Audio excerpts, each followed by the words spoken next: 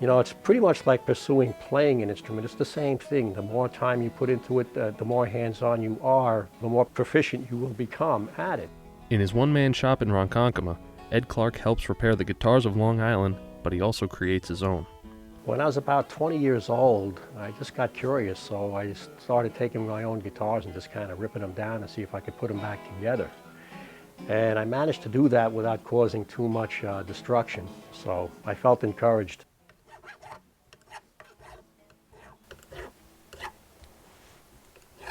So eventually I decided I'd try to build one. So I'd gone out to a lumberyard that sells specialty lumber and picked up the proper wood. When the guitar was completed, it wasn't a masterpiece, but it worked. The frets were level, it played, and I felt that if I just kept pursuing it, I'd eventually be able to refine these skills.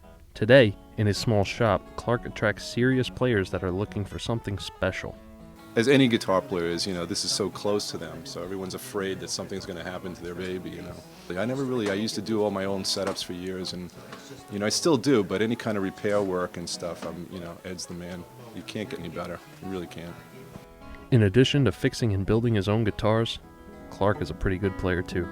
And a lot of guitar makers and repairmen aren't necessarily players, but this guy plays and just absolutely is as obsessed with guitar playing as the guitar players that he's fixing his instruments for.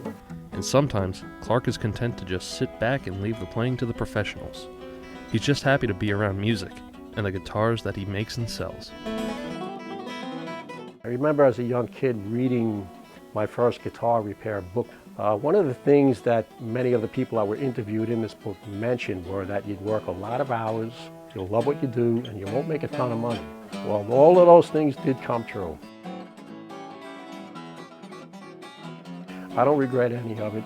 My only regret, if any, would be I wish I would have started even sooner, but you can only start from where you are. For Stony Brook News, I'm Kevin Raitt.